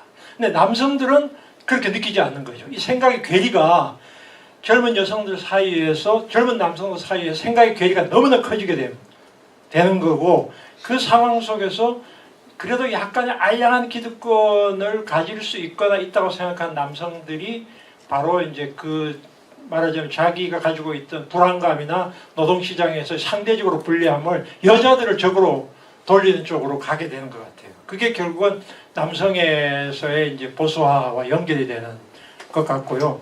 여성들은 상대적으로 자기들은 별로 이 사회에서 혜택 보지 않았고 또 어느 정도 계속 폭력에 노출되어 있다고 하는 그런 생각이 있기 때문에 상대적인 약자의식이 있기 때문에 어느 정도 남성들에 비해서는 더 진보적인 생각을 가질 수밖에 없는 측면이 있다고 생각하고요. 그래서 저는 이런 구조적인 조건이 결국은 그 남성과 여성의 의식의 격차를 만들어 하는데 근데 남성들의 보수화는 한국만의 현상이 아니라 전 세계적인 현상입니다. 그거는 결국은 사회적으로 왜 어떤 사람이 보수화되는가에 대한 약간 이론적인 설명하고도 연결이 되는데 보통의 여성이건 남성이건 보수적인 생각을 갖게 되는 것은 어떤 경우에 그렇게 되느냐 하면은 원래 이제 뭐 권위주의적인 생각이 있거나 종교적인 신앙이 있거나 이런 거는 물론 그대로 있다고 하더라도 자기가 예를 들면은 가지고 있는 말하자면 내세울 수 있는 힘과 권력과 자원이 있는데 그 자원을 제대로 발휘할 수 없을 때 보수화가 됩니다. 그러니까 남성들이 가지고 있는 자원은 대체로 물리력이고 이런 것인데 사회적으로 그걸 발휘할 수가 없을 때 그 사람이 가질 수 있는 마지막 무기는 바로 이 혐오입니다. 즉 폭력을 행사하는 것은 사회적인 강자가 폭력을 행사하지만 그 강자 중에서도 상대적으로 말하자면 열등감을 가진 사람들이 폭력을 행사합니다. 학살을 저지르는 사람들도 콤플렉스가 사실은 거기에 깔려 있고요. 가정폭력을 하는 남자들도 마누라에게 열등감을 가진 남자들입니다. 마누라에게 열등감을 가진 남자들이 가정폭력을 행사하는 것과 비슷하게 남성들 경우에서 자기가 내세울 거는 힘밖에 없는 거예요. 그런 상황 속에 이 사람들이 그 힘을 말하자면 내세우고 싶어하는 그 생각들이 결국은 이제 이 강자 추종주를 나타내고 강자 추종주의는 언제나 보수주의입니다. 그러니까 이 사람들이 5.18 그 말하자면 그 관을 보고 홍어 택배라고 부르고 하는 이제 비아냥거리는 건 왜 나오느냐 하면은 이놈들은 5.18 뭐 이 사람들은 자기들은 옛날에는 자기들이 희생자인지 모르지만 이놈들은 그거 팔아가지고 보상도 많이 받고 무슨 특권층이야 이것들이 특권층이야라고 하는 발언 속에서 나는 이렇게 힘든데라고 표현해. 저 사람들이 한 게 뭐 있어? 저 사람들 한 것도 없으면서 뭐 민주화했다고 하지만 내가 더 힘든데 왜 저 사람들은 보상도 해주고 하게 되는 거야? 그게 이제 세월호 유족들 광화문 농성할 때 폭식 투쟁했던 사람들의 심리도 그런 겁니다. 결국은 민주화에 대한 이 비아냥거림과 이런 부분들은 다 어디서 오냐 하면은 자기가 가지고 있는 현실적인 불안감과 노동시장에서 불안감과 열등감들이 결국 그쪽으로 적을 향하게 되고 강자를 추종하게 되고 20대 보수주의는 기본적으로 강자 추종주의입니다. 이긴 편 우리 편이에요. 승리한 거 우리 편이고 뭐 민주화 투쟁해서 그거 뭐 결국은 걔들 다 그렇게 된 거 아니야? 저렇게 가난하게 되는데 왜 민주화 운동 왜 해야 돼? 이긴 놈이 우리 편이야. 이거예요. 그 이긴 놈이 우리 편이야라고 하는 게 전형적인 보수주의의 특징이에요. 강자 추종주의가. 그래서 남성들이 20대 남성들이 가지고 있는 보수주의는 전 세계적으로 비슷한데 거의 다 다른데 우리는 한국이 조금 더 심합니다. 그거는 결국은 전반적으로 노동시장에서의 불안이 여성과의 관계 속에서 결국 상대적인 박탈감을 가져왔을 때 그 적을 여성에게 향하게 되는 이런 과정으로 남성의 보수화가 진행이 되는 것 같아요. 지금 10대들 같은 경우도 그런 측면이 있는 것 같고요. 그래서 이거를 뭐 하루아침에 해결할 수는 없지만 이게 그 89년 이후에 동서독 통일되고 된 이후에 신나치가 등장했을 때의 메커니즘하고 동일합니다. 그때 신나치가 등장했을 때 그 신나치 세력은 자기 아버지 68 세대들을 주로 비판했습니다. 왜 비판했냐? 68 세대 민주화운동 열심히 잘했네라고 칭찬하는 것이 아니라 아버지는 데모도 하고 열심히 했는데 잘 살고 있잖아. 나는 뭐야? 나는 내가 직장도 제대로 못 구하는데 아버지는 말로는 민주화 투사라고 하는데 뭐 기득권 아니야? 이렇게 되는 거예요. 지금 20, 30대의 이른바 세대의식하고 비슷한 거예요. 세대의식과 본인이 가지고 있는 불안감과 이게 기성세대에 대한 약간의 거부감과 적대감과 이거하고 다 연결돼 있고 미국의 화이트 백인 노동자들이 트럼프 지지한 것도 비슷해요. 메커니즘. 그렇게 대충 저는 그렇게 설명을 합니다. 네, 이제 시간이 많이 돼서 한 분만 더 있으시면 질문을 받는 게 어떤가 싶은데요. 네. 예, 오늘 강좌 잘 들었고요. 저도 오늘 그 친구에게 이제 카톡 하나 받았는데 지금 이제 저희 미국하고 비자 문제도 있지만 이제 중국이 지금 무비자가 되면서 카톡으로 이제 중국인이 무비자 들어와서 이제 인신매매 늘어나면 어떡하냐 이제 이 카톡이 딱 저한테 온 거예요.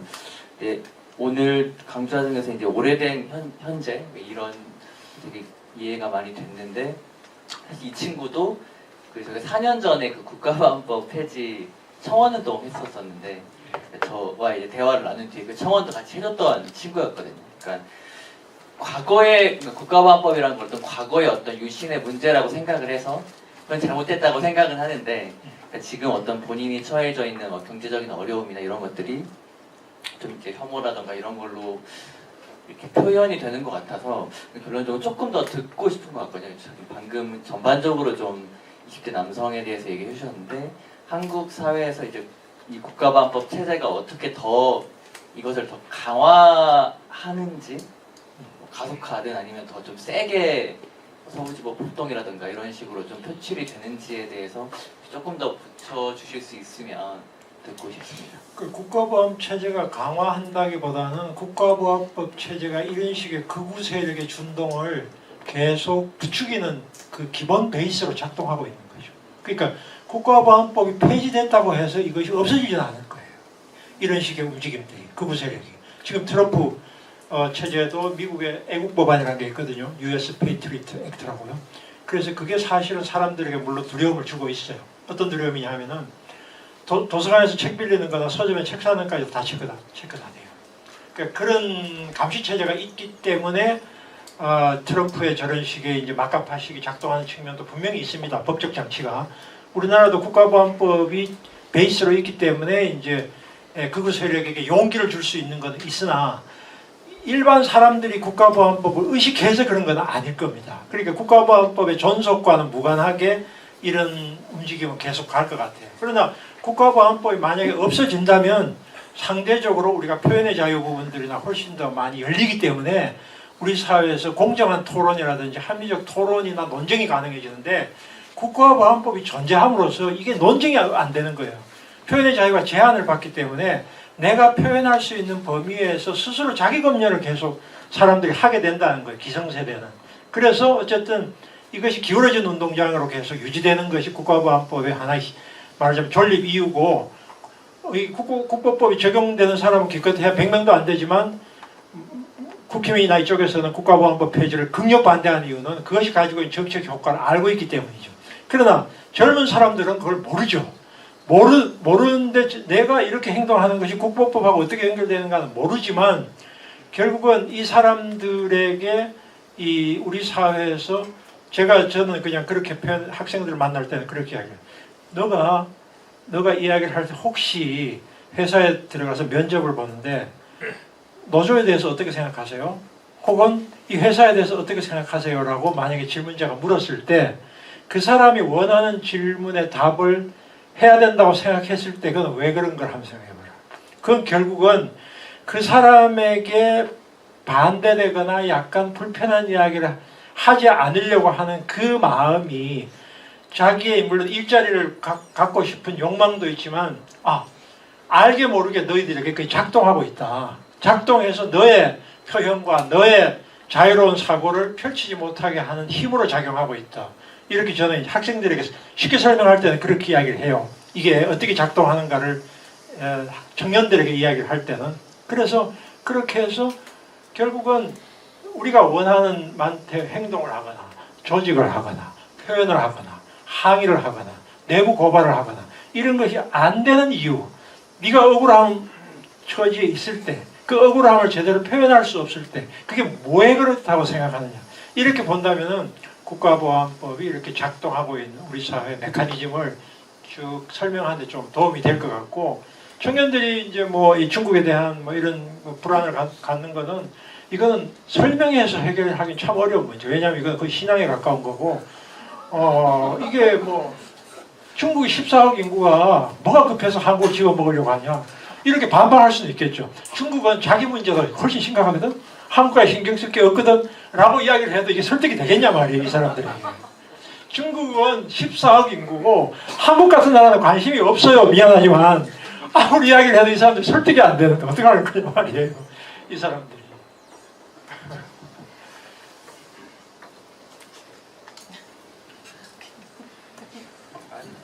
네, 답변이 되셨을까요? 저희가 여기가 대관이 8시까지여서 오늘 교수님과의 강연은 여기까지로 하는 게 어떨까 싶습니다. 다시 한번 교수님 큰 박수 부탁드립니다.